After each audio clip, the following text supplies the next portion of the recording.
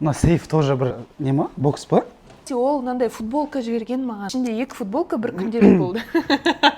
Футболканы күнделіктің ішіне салып жібермеді ма? Тақтамен жібі қолданбайсың ғой, айтшы. Контент түсірем, анау дейді, шабытын ашылды, тақтан сатып алдым. Несі қайда мына? Бора қайда? Маркері қайда? Бір подружка маған уақытша бір аптаға келіп тоқтатты. И ол айтты, саған керек болса мен қалдырып кетемін деді. Сен, я, керек дедің да? Иә. Ойладым керек болады деп, просто оған орын болмады да алып кетуге. Сон тұр бір қырғын жиналыс ұйымдастырып жүрген адам құсап қойғам еще мынаны төрге. Сен осымен TikTok түсіресің?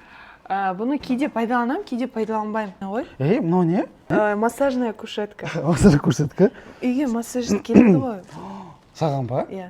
Ой, өмірін бал ғой Жазира. Мынан қара. Саунаға тұрады массажын көрсеткі сияқты екен. Массажистка әпке бар. Шұғыла деген сол кісі келеді, осы жерде массаж жасайды.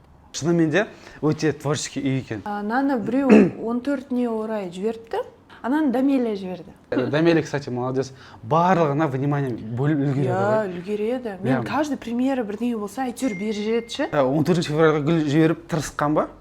Иә. Кстати, ана гүлді жіберген адам ғой. Ой, молодец. Екінші партия сәл кішірек болған. Бір-екі күн уақытым болмады да, қарай алмадым, соған кішкене шіріп бастапты. А так мен гүлді өте жақсы көремін.